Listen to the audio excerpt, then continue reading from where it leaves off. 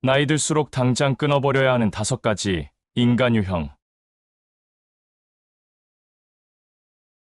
피를 나눈 가족이든 어렸을 적부터 알아온 사이이든 더 나아가 몸을 섞고 사는 부부 사이라도 이제는 끊고 멀리해야 하는 사람들이 있습니다. 오랜만에 만나 느끼는 반가움도 잠시 함께 있다 보면 반드시 사람 속을 뒤집어 놓거나 큰 소리 나게끔 만드는 사람이 있습니다. 잠깐 생각해보면 떠오르는 사람이 있죠. 그런 사람, 이것도 재주라면 재주라고 할 수 있습니다. 가는 자리마다 항상 분란을 일으키니 말입니다만 재주라고 인정하고 넘어가기엔 너무도 고약하죠. 사람은 고쳐 쓰는 게 아니라는 말이 있습니다. 그렇다면 방법은 하나뿐입니다. 멀리하는 게 상책입니다. 그럼 사람을 대놓고 외면하고 멀리한다고 야박하다는 소리 들을 게 겁이 나기도 하죠. 하지만 그런 걱정하실 필요 없습니다.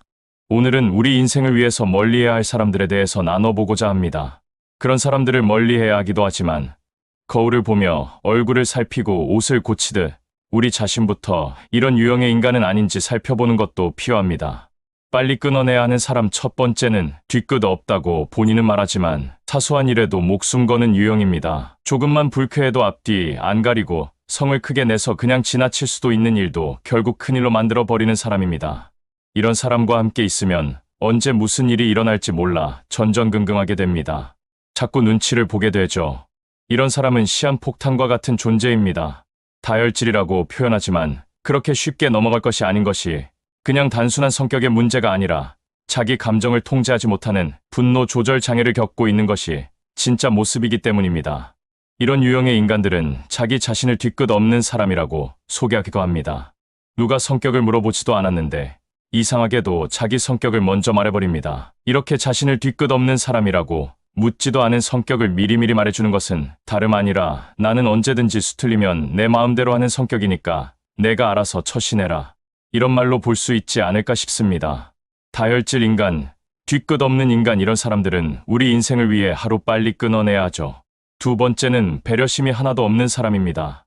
자신이 내뱉는 말 한마디가 상대방에게 어떤 마음의 상처를 줄지 일말의 고민도 없는 사람이 있습니다. 주변 사람은 우리 보고 그냥 원래 그러려니 하고 이해하라고 좋게 생각하라며 위로를 해주지만 참 쉽지가 않죠.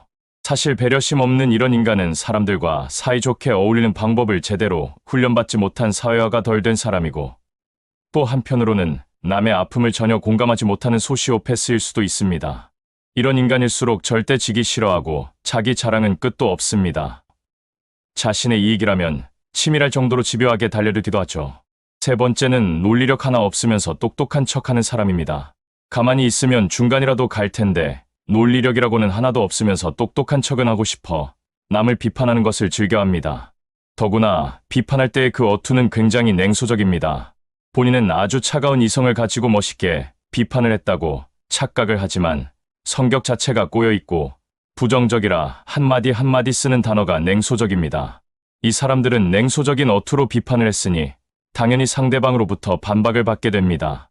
이럴 때 자신의 주장을 뒷받침할 논리력은 떨어지고 그러니 자신의 의견이 옳다고 재반박하기가 아주 궁색해집니다.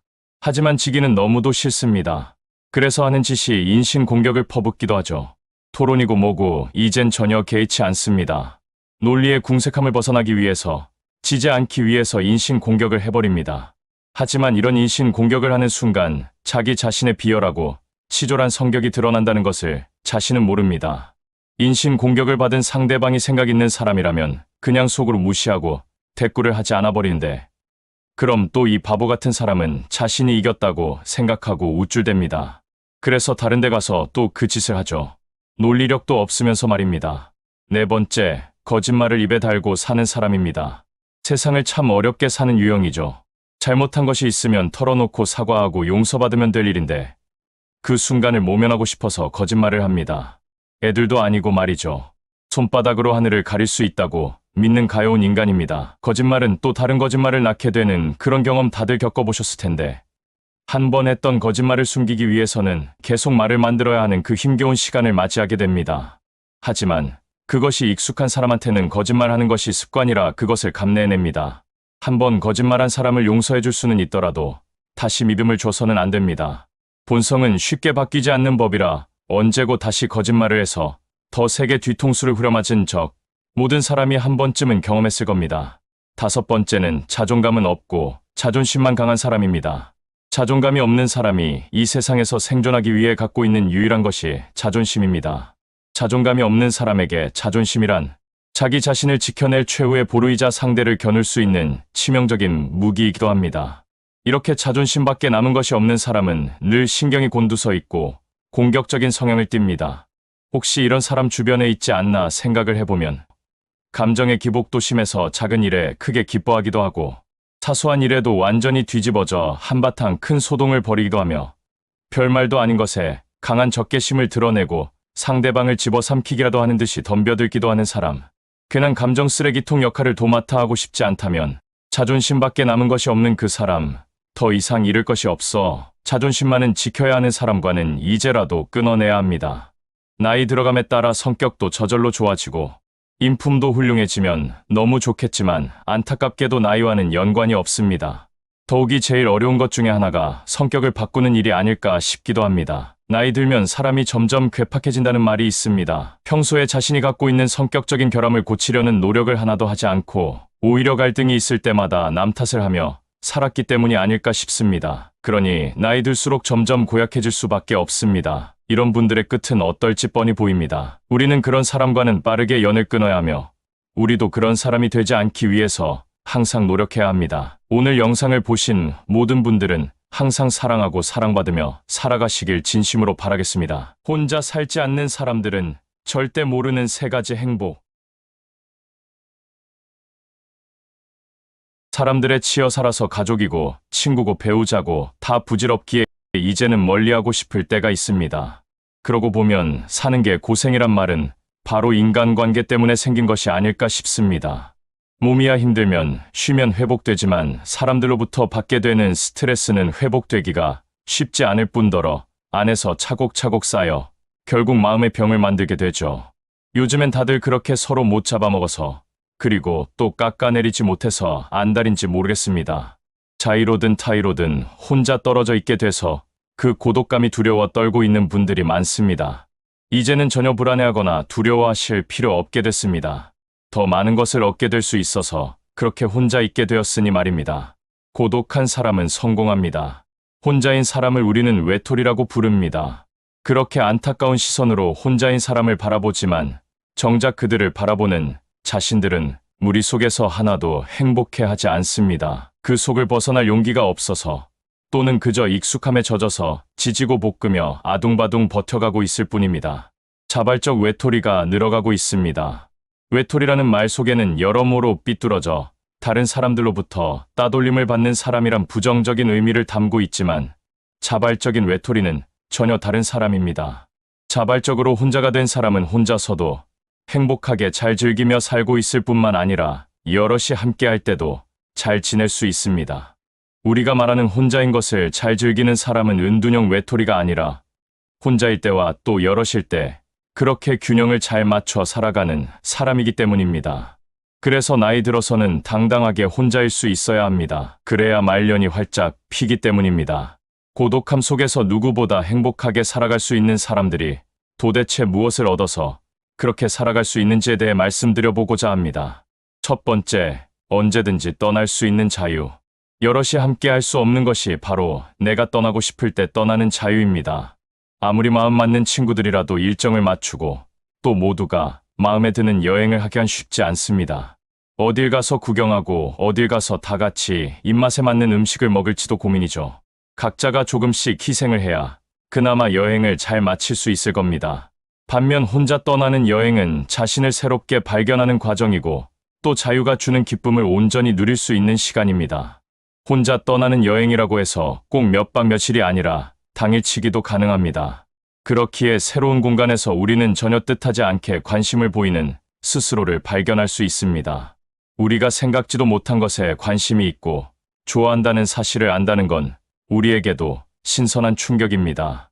그래서 우리에게 언제든지 훌쩍 떠날 수 있는 자유, 그 자체는 우리의 시야를 맑게 해줍니다. 온전히 자신이 원하는 속도로 걸으며 새로운 것에 눈을 맞출 수 있습니다. 다른 사람의 속도를 맞추거나 보고 싶은 것을 뒤로 한 채 서둘러 발길을 옮길 수밖에 없었던 적이 꽤 많습니다. 이제 혼자라면 우리가 원하는 곳에서 몇 시간이라도 쭈그려 앉아 있을 수도 있습니다. 두 번째, 자아가 단단해진다.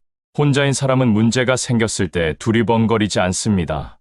마치 본능적으로 혼자서 처리해야 하고 또 전에도 그랬듯이 이번에도 혼자서 해낼 수 있다고 생각합니다.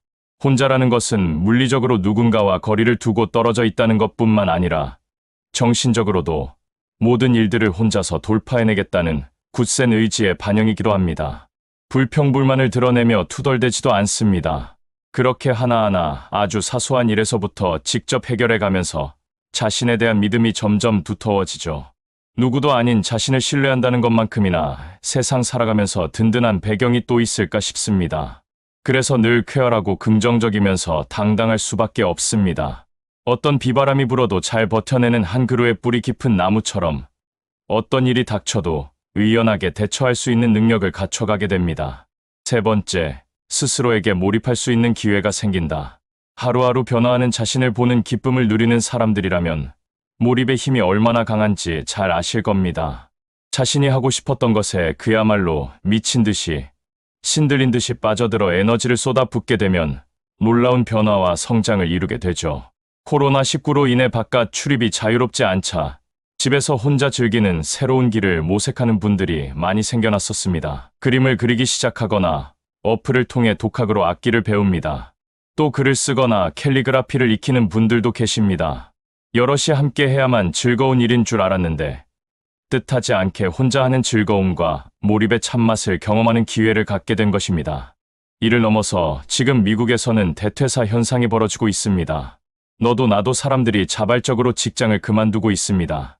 작년에는 매월 평균 390만 명이 직장을 그만두었는데 최근 한 달 동안에는 무려 450만 명이 그만두는 초유의 기록을 세웠습니다. 코로나로 인해서 완전 봉쇄 기간 동안 회사에 나가지 못하고 집에서 일하는 것에 적응이 되면서 다시 출퇴근하려니 사람들과 같이 생활해야 한다는 그 사실을 참지 못하고 회사를 그만둬 버리는 겁니다. 새로운 라이프 스타일, 새로운 세계를 맛봤는데 다시 과거로 돌아갈 수는 없다는 이유가 가장 크지 않을까 싶습니다. 사람들이 고독의 참맛을 드디어 맛보게 된 겁니다. 인생은 혼자 왔다 혼자 가는 거라지만 인생에서의 성공도 행복도 그리고 평화도 혼자 있을 때만이 가능합니다. 혼자 있는 시간이 주는 힘을 믿으시고 좀 더 적극적으로 무리에서 벗어나 자신에게 몰입해보면 어떨까 싶습니다. 영상을 보신 모든 분들의 꽃피는 말년이 되시길 진심으로 바라겠습니다. 평안한 노후를 위해 반드시 알아야 할 5가지 법칙. 인생 후반전에는 4개의 받침대가 우리 인생을 튼튼하게 떡하니 받치고 있어야 우리 인생이 행복해진다고 합니다. 그 4개 받침대란 바로 원만한 인간관계, 꿈과 비전, 건강한 몸과 마음, 그리고 마지막으로 경제적 안정입니다. 이 4개의 받침대 중 어느 것 하나가 삐그덕거리기라도 하는 날에는 우리의 인생 후반전이 기대와 전혀 다른 길로 접어들 수 있습니다. 아마도 고단하고 힘든 나날이 될 수도 있죠. 그래서 60대가 되기 전에 본격적인 은퇴 생활에 돌입하기 이전에 토대를 탄탄하게 다져야 합니다. 오늘은 60대 이후 행복을 다지는 금전 관리 절대 법칙 5가지에 대해 이야기를 나눠보려고 합니다. 우리 노후를 떠받치는 4개 받침대 중 많은 분들이 제일 노심초사하는 것이 바로 노후 생활자금입니다. 그래서 인생 후반전에는 돈에 대한 개념이 젊었을 때와는 많이 달라져야 노후가 경제적으로 여유로워진다고 합니다. 그래서 오늘은 일본의 은퇴 전문가가 제안하는 풍요로운 노후를 위한 금전관리 법칙을 알려드리고자 합니다. 첫 번째, 불필요한 것은 과감하게 버려야 합니다. 나이 들면서 점점 이상하게 집안 구석구석에 물건이 쌓여가는 걸 볼 수 있습니다. 어렸을 적 할머니 할아버지 댁에 놀러 가면 별의별 물건들이 많이 있었듯이 나이 들어서 물건에 대한 집착이 강해지면 이렇게 되죠. 그리고 또 조금만 놔두면 그 중에 누구라도 그 한 명이 꼭 쓸 것 같다는 생각에 버리지 못합니다. 내 아들, 딸이 아니라면 손자, 손녀라도 쓸 것 같기 때문이죠. 하지만 50대부터는 집안의 불필요한 것들을 대폭 정리해서 우리 인생을 다운사이징 해야 합니다. 즉, 군더더기 없애고 생활을 단순화시켜야 하죠. 간촐하고 단순하게 살기 위해서는 필요 없는 물건과 쓸모없는 물건들은 아주 굳게 마음 먹고 처분하는 용기가 필요합니다. 필요 없는 물건과 쓸모없는 물건에 대해서는 한 가지 기준이 존재합니다. 적어도 지난 5년간 한 번도 꺼내 쓰지 않은 물건이 있다면 그건 필요 없는 물건입니다. 생각해보면 꽤 많습니다. 이렇게 생활을 간결하고 단순하게 만들어 놓으면 충동적으로 새 물건을 사서 들여놓는 습관이 없어집니다. 두 번째, 생활 수준을 적정하게 유지해야 합니다. 50대는 가정경제 수입의 최고점을 찍는 시기입니다. 50대 직장인이 은퇴 전까지 그 회사에서 보내는 기간이 아마도 경제적으로 제일 여유로운 시기죠. 또 바로 이 기간이 생활 수준이 올라가는 그 기간과 맞물립니다. 외식도 잦아지고 모임도 많아지고 레저 생활에 적잖이 돈이 들어가죠. 품위 유지비가 참 많이 듭니다. 한국에서 골프 한번 치러 나가려면 엄청난 돈이 필요함에도 불구하고 많이 칩니다. 한번 올라간 생활 수준이 다시 내려가기란 좀 채 쉽지 않습니다. 올라간 생활 수준을 내리려면 일단 몸이 불편해지고 또 왠지 심리적으로 옹색해진다는 기분이 들죠. 지금 내 나이에 그것까지 아끼고 살아야 되냐라는 생각마저 들곤 합니다. 몸에 배어버린 습성을 바꾸기란 여간 어려운 게 아니라는 것을 다들 아실 겁니다. 50대의 생활 수준을 높여놓으면 은퇴 후 생활이 아주 고달퍼진다는 전문가들의 조언입니다. 세 번째, 취미를 위한 소비에도 선택과 집중이 필요합니다. 연금이 매월 꼬박꼬박 나오고 목돈으로 받아놓은 퇴직금이 있다고 해도 아무래도 은퇴 후에는 전과는 달리 경제적으로 좀 긴축을 하게 됩니다. 이렇게 정해진 자금을 갖고 만족스러운 생활을 하기 위해서는 선택과 집중이 필요하죠. 자신이 좋아하는 것에는 비용이 좀 들더라도 과감하게 소비를 하고 나머지는 허투루 돈이 새어나가지 않도록 아주 검소한 생활을 하는 식으로 집중과 선택을 하는 겁니다. 취미 생활 하다 보면 꽂히는 물건들이 있습니다. 예를 들어 좋은 브랜드처럼 저거 한번 가져보고 싶다. 이런 물건 갖고 싶다는 강렬한 로망이 생기게 됩니다. 사실 그 정도는 열심히 살아온 자신에게 선물할 수도 있습니다. 하지만 그리고 나서 다른 것에는 성직자처럼 검소하게 사셔야 합니다. 딱 한 번만 그렇게 하면 되죠. 또 마음 또 바뀌어서 지르고 또 지르고 그러면 안 되니 말입니다. 자기가 진정 좋아하는 것에 사치를 부려볼 수 있다면 노후 생활의 만족도를 높일 수 있습니다. 네 번째, 생명보험, 의료보험을 정기적으로 재검토해야 합니다. 50대에 들어서면 생명보험, 의료보험 등을 2, 3년 만에 한 번씩 전면적으로 재검토하는 게 필요하다고 전문가들은 조언합니다. 대부분 우리가 들었던 보험을 깨고 새로운 보험 영업사원을 만나게 될 때 보험을 갈아탑니다. 지인의 소개로 보험 영업사원이 찾아오면 완곡하게 거절하는 뜻으로 이미 가입된 보험이 있다고 얘기를 하지만 그 보험사원은 물러서지 않고 지금 가입된 보험이 우리에게 정말로 적합한지 객관적으로 힘주면서 얘기해 직접 살펴봐 주겠다고 얘기하죠. 이러면서 발목을 잡히게 된 경우 결국엔 들게 됩니다. 50대에는 금융 문맹에서 벗어날 수 있게 공부도 열심히 해서 보험 영업사원 말만 믿고 원금 손해보면서 새로운 보험으로 갈아타는 게 아니라 자신이 직접 2, 3년마다 새로 나온 보험 상품과 비교해가면서 자신에게 맞는 보험을 찾아야 한다고 합니다. 50세부터는 똑똑하게 보험을 갈아타는 것도 은퇴 생활에 필요한 덕목입니다. 다섯 번째, 높은 가격의 물건일수록 현금으로 사야 합니다. 외상이면 소도 잡아먹는다는 속담이 있듯이 외상을 부추기는 게 바로 신용카드겠습니다. 돈으로 사람 차별 많이 하는 그 대한민국에서 사람 가리지 않고 제일 인심후한 게 신용카드죠. 신용카드에 VIP라고 딱 찍혀 나오면 내가 금융권으로부터 귀한 대접을 받는구나 하는 우쭐해지기도 하고 신용한도 늘려준다는 메시지를 받으면 기분도 좋아지게 됩니다. 하지만 이것들은 결국 다 우리 돈 빼먹겠다는 속셈이죠. 한도를 늘려주겠다는 연락을 받으면 기분 좋아할 게 아니라 신용카드를 많이 쓰진 않았는지 문제가 있지는 않은지 살펴보는 것이 우선입니다. 신용카드가 없다면 우리의 충동 구매도 많이 줄어듭니다. 신용카드가 있으니까 당장 돈이 없어도 일단 사고 보기 때문이죠. 계획적인 구매가 몸에 배도록 하기 위해서는 특히 고가의 물건은 현금으로 주고 산다는 원칙을 세우고 실천하면 좋습니다. 시대에 역행하는 것 같이 보이지만 이렇게 하면 값 나가는 물건을 사고 싶을 때 한두 번이라도 더 깊게 고민하게 되고 결정할 수 있을 테니까 허투루 돈을 쓰는 그런 충동 구매하는 실수를 범하지 않도록 해준다고 합니다. 50대가 넘어서면 하루하루가 너무 빨리 지나가는 것 같습니다. 사람의 인생 속도는 10대에는 시속 10km, 20대에는 시속 20km, 30대에는 시속 30km로 달린다고 합니다. 50대가 넘으면 젊었을 적에 느꼈던 시간의 속도와는 차원이 다르죠.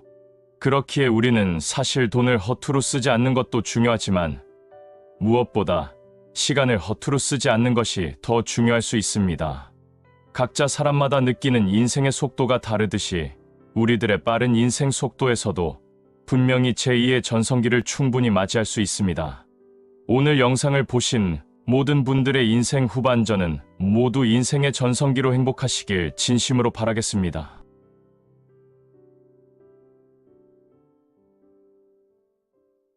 나이 들수록 못된 인간에게는 이렇게 해보세요. 세상이 많이 험해졌다 해도 선하고 좋은 사람들이 나쁜 사람들보다 훨씬 많이 있습니다. 천만다행인 일이고 여전히 세상이 아름답고 훈훈한 이유도 여기에 있습니다. 하지만 문제는 어딜 가나 나쁜 사람이 꼭 한둘은 섞여 있다는 것이고 이들이 내뿜는 부정적인 기운과 언행이 다수가 갖고 있는 그 선한 기운을 압도하고 모임의 분위기를 완전히 망칠 수도 있다는 데 있습니다. 더구나 사람의 심리가 좋은 것보다는 나쁜 것, 부정적인 것에 영향을 더 많이 받기 때문에 100마디 칭찬을 듣고도 한마디 질책을 들었다면 사람의 마음에는 그 한마디 질책이 남아 계속 괴롭히고 좌절하게 만듭니다.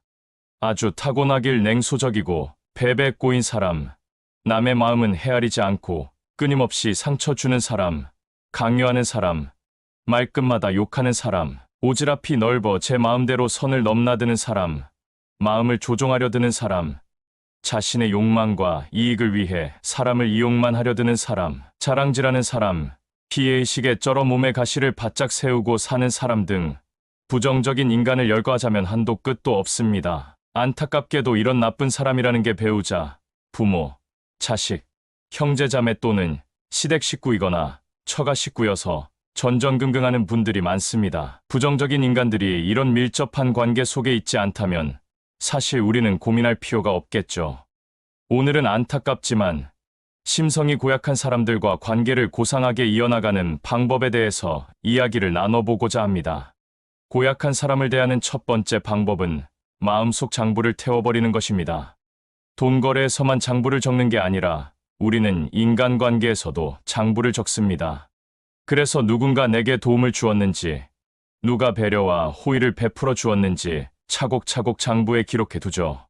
도움을 많이 받았다면 언제든 상황이 호전되었을 때 상대에게 이자라도 쳐서 갚아주겠다는 생각이 드는데 이럴 때 우리는 누군가에게 마음의 빚을 졌다고 이렇게 얘기를 합니다. 되갚아줘야 하는 고마움을 잘 기록해 두는 것이 무척 중요합니다. 그게 사람의 도리죠. 하지만 문제는 되돌려 받을 것을 잊지 않기 위해 마음속 장부에 기록해 두는 겁니다. 남에게 호의를 베풀고 그것을 마음속 장부에 기록해 두면 반드시 언제라도 서운한 일이 생기기 마련입니다. 장부에 기록된 만큼 보답을 받지 못하거나 되레 무례한 언행을 겪게 된다면 생색을 내게 되고 배은망덕한 상대가 밉다 못해 증오스러워집니다.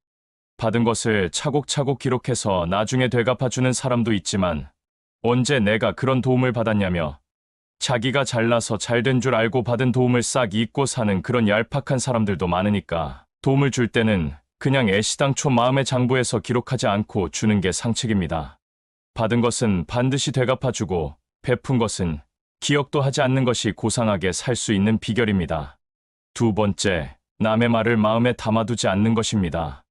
지금 몹시 감정적으로 힘들다면 그 이유가 혹시 마음속에 너무 많은 다른 사람들의 말이나 생각을 담아둬서 그것들이 나를 어지럽히고 있는 것이 아닌지 생각해 보시길 바랍니다. 전후 사정 잘 알지도 못하면서 혹은 자기 마음대로 생각하고 지어낸 말로 사람 마음을 후벼 파니까 그것만큼 억울하고 답답하고 속상한 일이 없습니다만 그 보잘것없는 말들을 마음에 담아두고 내내 소가리를 할 필요까지는 없습니다. 지금 우리 마음을 휘젓고 있는 담아둔 말이 있다면 한번 찬찬히 그 얘기를 들여다보기도 하고 뜯어보시기 바랍니다. 아무런 의미도 없고 더구나 사실에 기초하지도 않았으며 그냥 부정적인 말만 가득한 쓰레기에 불과하다는 것을 금방 알아차릴 수 있으실 겁니다. 그 쓰레기를 부여안고 마음 아파하셨던 겁니다. 옳고 그름은 다 시간이 알아서 증명해주고 뱉어놓은 말은 배설한 사람에게 나중에 다 돌아가기 마련이니까 누군가 되지도 않는 말을 할 때는 귀 기울이지도 말고 대꾸도 할 필요도 없이 긍정적인 생각만 하면서 딴청을 부려보시기 바랍니다. 속으로 좋아하는 노래를 불러도 좋습니다. 사람 마음이 참 신기한 것이 마음을 딴 데로 돌려놓으면 귀도 함께 닫힙니다. 들리지가 않죠. 세 번째는 가여운 인생을 위해서 내려다보는 것입니다. 자랑질하고 으스대고 지적질하고 돈 자랑하고 그런다고 위축될 필요 하나 없습니다. 하이에나같이 야비한 사람들은 우리가 위축되어 있다는 것을 아주 귀신같이 알아봅니다. 그러면 더 달려들어서 물어뜯죠. 사이코패스들은 폭력을 휘두를 때 살려달라고 애원하고 눈물 흘리고 약한 모습 보이면 희열을 느낀다고 합니다. 심성이 고약한 인간들도 사이코 기질이 있기 때문에 그들 앞에서 약한 모습을 보이면 더 당하게 됩니다. 우리가 어질고 착한 모습 보이고 좋게 얘기하고 애원하고 호소하고 그러면 남 이용하기 좋아하는 놈들, 사기꾼 같은 놈들이 그냥 우리가 딱해 보여서 잘 대해줄 것 같지만 전혀 그렇지 않습니다. 그런 우리 모습에 사람이 바뀔 거라면 그런 짓도 애시당초 하지 않았을 것입니다. 약해 보이면 바보로 생각하고 더 모질게, 더 잘근잘근, 잔인하게 행동하죠. 이런 인간들을 마주 대할 때는 심리적으로 거인이 되어서 저 위에서 이들을 내려봐야 합니다. 위축되지 않고 당당해지는 것을 넘어서 차원이 다른 높은 곳에서 이 가여운 인생들을 내려다볼 수 있어야 합니다. 딱하고 가엽게 그들의 인생을 바라보면서 대할 수 있어야 하죠. 네 번째, 억측과 추측을 하지 않는 것입니다. 무시해버려도 되는데 굳이 전후 사정을 알고 싶다면 혼자 추측하고 억측하지 말고 물어보면 될 일입니다. 그런데 대부분의 사람들은 질문에서 사정을 정확히 알아보기보다는 돌아서서 오만 가지 상상을 하며 추측을 합니다. 여기서부터 사단이 벌어지죠. 무슨 말을 듣게 되면 그 몇 마디 갖고 추측하고 말이 없으면 또 왜 말이 없는지 그걸 갖고 또 추측을 합니다. 이렇게 온갖 추측이 난무하는 이유는 사람들에게 직접 물어볼 용기가 없기 때문이라고 심리학자는 말합니다. 그냥 물어보면 끝날 일을 궁금한데 물어볼 용기는 안 나고 돌아서서 온갖 추측을 하며 그것으로 자기 마음을 갈기갈기 찢어놓는 거죠. 상대방의 태도가 꺼림칙하고 알쏭달쏭하다면 그냥 추측하지 말고 담담하게 물어보라고 전문가는 얘기합니다. 상대방이 잘못한 것이 있다면 덤덤한 질문에 흠짓 놀라 당황해할 수도 있을 것이고 이실직고할 수도 있죠. 하여간 혼자 추측하는 것은 오해를 낳고 그렇지 않아도 원만하지 못한 둘 사이를 더 수렁으로 쳐놓는 것과 같습니다. 또 물어보면 생각과는 달리 별일도 아닌 일이 상당히 많기도 합니다. 괜히 복잡하게 추측하느라 에너지 낭비하지 마시고 감정 상할 필요 하나 없습니다. 세상의 상처를 받아가면서까지 이어가야 할 인간관계는 없습니다. 전혀 필요 없죠. 하지만 그 못돼 먹은 인간과 관계를 이어가야 하는 상황이라면 여러분들에게 맞는 방법으로 대해주시기 바랍니다. 사실 세상에서 가장 나쁜 사람은 남에게는 잘하면서도 스스로에게는 인정 없이 매몰차고 야박하며 너그럽지 못하게 구는 사람입니다. 정말로 누구에게나 좋은 사람이 되고 싶으시다면 그 누구보다 먼저 자기 자신에게 친절해야 합니다. 어떻게 보면 인간관계의 가장 기본은 우리 스스로와의 관계 형성이 제일 먼저 이루어지기 때문이지 않을까 싶습니다. 오늘 영상을 보신 모든 분들에게는 행복한 날들만 가득하시길 진심으로 바라겠습니다.